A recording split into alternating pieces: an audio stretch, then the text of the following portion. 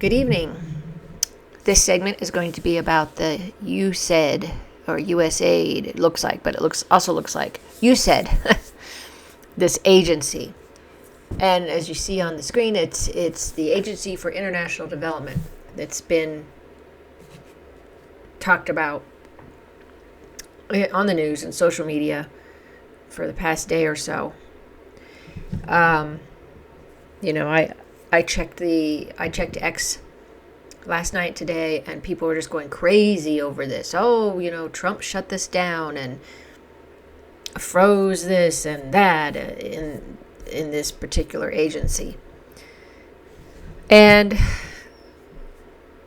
it's supposedly, let's see what it says. The U.S. Agency for International Development is the principal U.S. agency to extend assistance to countries recovering from disaster, trying to escape poverty, and engaging in democratic reforms.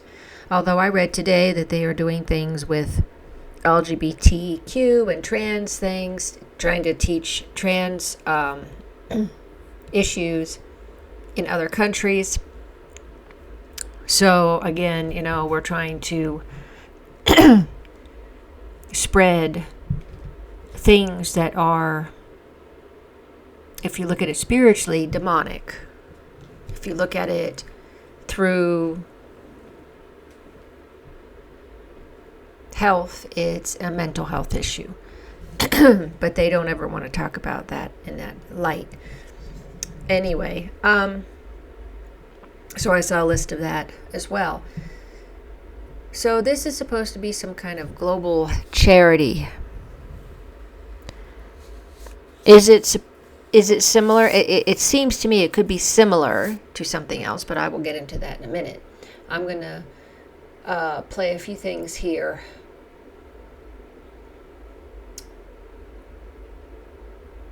Michael Schellenberger. I'm going to play his little piece here. Hey everybody, it's Mike Schellenberger, Republic.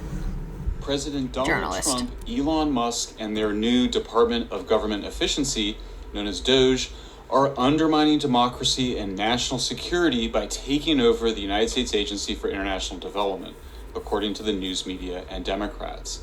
This is a 5-alarm fire, wrote Representative Alexandria Ocasio-Cortez on X. The people elected Donald Trump to be president, not Elon Musk. Having an unelected billionaire with his own foreign debts and motives raiding U.S. classified information is a grave threat to national security. ABC News described USAID, the Agency for National Development, as in a state of ongoing turmoil and chaos. A senior USAID executive told ABC that the warp speed of this mafia-like takeover has shaken USAID staff to the core. But there was nothing illegal, unethical, or inappropriate about DOGE's takeover of USAID, and nobody has presented any evidence that it threatens national security. The American people elected Donald Trump, who appointed Musk to oversee DOGE, as Trump has a right to do. With regards to the USAID stuff, said Musk last night on X, I went over it with the president in detail and he agreed that we should shut it down. There's no evidence that Musk was illegally accessing classified information, as Ocasio-Cortez and others have alleged. Nor is there anything mafia-like about a new administration moving to take control of the agencies that it oversees. Trump sought to merge USAID with the State Department in 2017. It shouldn't come as any surprise. It may be that Congress will have to approve of any dissolution of USAID since Congress created it. Attempting to dissolve USAID without legislation would be unlawful and a serious breach of the constitutional separation of powers, argued the president of Refugees International on X. USAID was initially established by an executive order, but later written explicitly into law, and only Congress can reverse that. But all Trump has done here is put his people in charge of USAID, paused its grants, and shut down the organization's communications.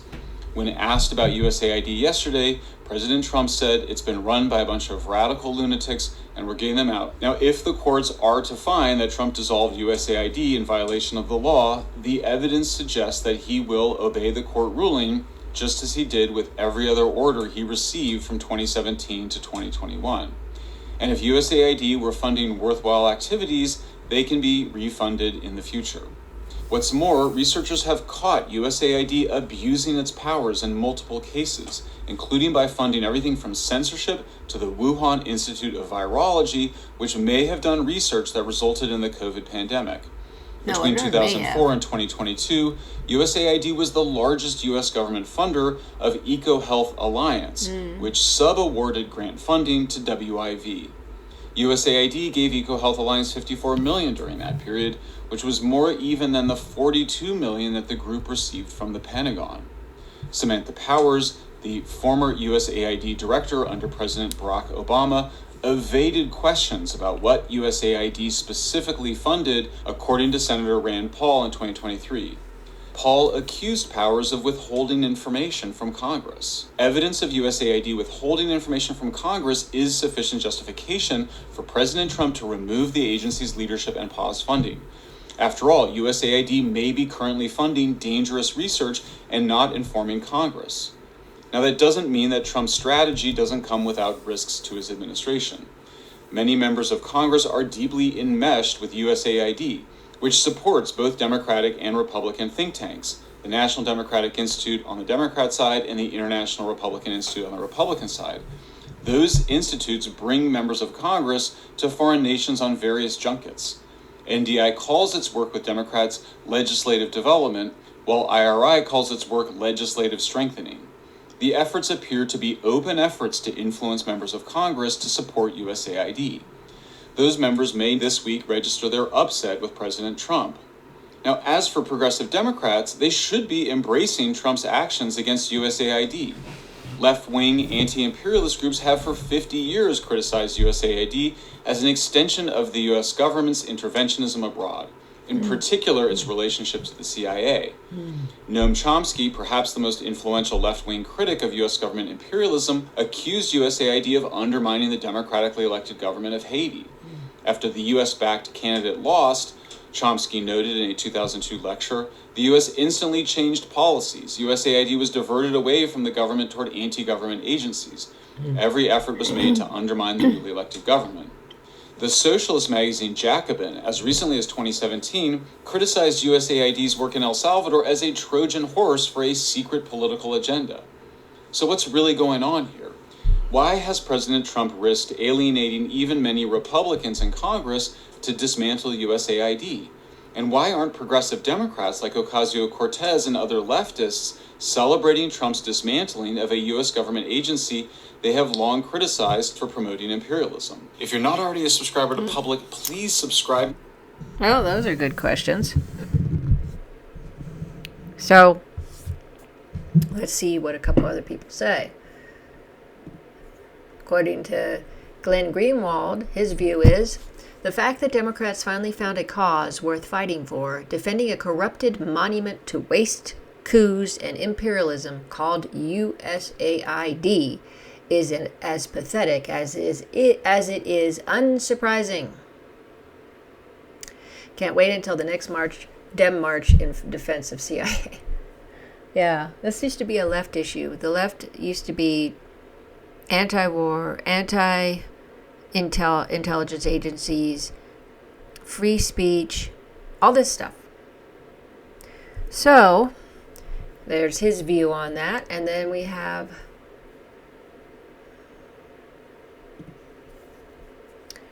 Shadow of Ezra says, RFK Jr. revealed that USAID was actually a CIA front, secretly funneling $5 billion in 2014 to ignite riots in Ukraine.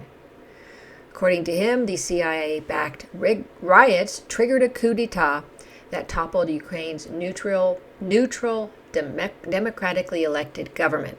Just 1 month before the coup, a leaked call between Victoria Nuland and the U.S. ambassador to Ukraine exposed that she had already handpicked the country's new cabinet. Quoting RFK here. So they're picking the new government a month before the old government is overthrown. Yeah. If you didn't know that story, now you do. I heard this, back in 2022. A little bit in 2014, but really mostly in 2022. So, This is part of the government efficiency where they're trying to clean up waste, fraud, and abuse, unneeded programs, and all that. And a lot of people are saying, "Oh, we didn't vote for Musk." A lot of people are saying who voted for Trump knew that Musk was going to be involved, and they voted for him as well. My view is, let's see. Okay, my view is that a lot of people are saying that, a lot of people are saying, good, they're getting into these programs and they're cleaning up the corruption. And, a lot of people want an overhaul of our government altogether. And I'm one of them. I want everything dug out, cleaned out, all the corruption, all the dirt, all the nefarious stuff, all the waste, all the spending stuff on stupid things that don't matter. Anything that's like that, anything that's helping, as it said in there, as he explained. I don't want anything to do with regime change wars. I don't want anything to do with, giving transgender stuff to other countries. I mean, it's bad enough here, but thank God Trump has changed that. So, as I've said in the past, why I voted for Trump is because I was leaning towards him. Because I started listening to him, like I said, in late 2023, and then in 24, and I was beginning to understand what he was really saying, and but like I said, I liked RFK Jr. as well. I thought he had a good platform, and I've always liked Tulsi since 2016. So when RFK joined President Trump's campaign and became part of the transition team, and then Tulsi did, I was locked in because I like them, and I know that Trump wouldn't be able to do any of this on his own. He would need support from other outsiders, as you want to call outsiders, meaning people that have raged against the machine, as you've heard in that saying before. And so, and then Elon came along later, and I didn't think much of him. Like I said, I'm kind of on the fence with him, either or. But when he does good things, I comment on it. If he does things I don't really like, I will comment it on as well. But I do that with everybody, And so we have these programs and these agencies in our government. Everybody knows that. People have been trying to get rid of the crap in government for eons. So they're saying this is somewhat of somebody was saying, well, I don't want it to be a global charity. Because I heard now that Marco Rubio has become the director of USAID, part of the State Department. They're doing all that stuff they were going to do that Trump wanted to do in 2017. I can't help but think, they said, oh, this is all for, as was mentioned in that government page, oh, it's all for, helping people and poverty and disasters. I'm going to name two foundations that are supposed to be philanthropic and charities. The Bill and Melinda Gates Foundation and the Clinton Foundation. Both of them, I feel like, use those charities, organizations, for underhanded, nefarious stuff. I mean, there's been connections to the Haiti thing with the Clinton Foundation, a lot of other things. And then the Bill and Melinda thing, what he's done with those treatments down in medical treatments down in Africa, that it killed hundreds of children and even a bunch of girls. All these different types of jabs that he was trying to do down there. And to me, they probably do a little bit of good so that they're not totally ratted out. But I think a good majority of what they do is covered by this, foundation of charity. And I'm feeling the same thing about this USAID and probably other agencies and organizations. What happens if we start looking into those kind of, you really, if you start digging, probably won't, you're going to probably not be very happy with what it comes up with. But something to think about. Like I said, I'm for an overhaul of the government and all its, just dig it out, clean it up, overhaul it, get rid of things we don't need, and put it back together and reform it in a good way so that it works efficiently and it helps people in the right way. That's my view on that. What's your view on it? What are you thinking about this whole USAID hysteria that's going on and what Trump is doing about it? What are your thoughts on it? Please follow my channel, like my videos, share my videos, share my channel, get my little channel out there if you can through the algorithms. Thanks so much for watching this evening. Until next time.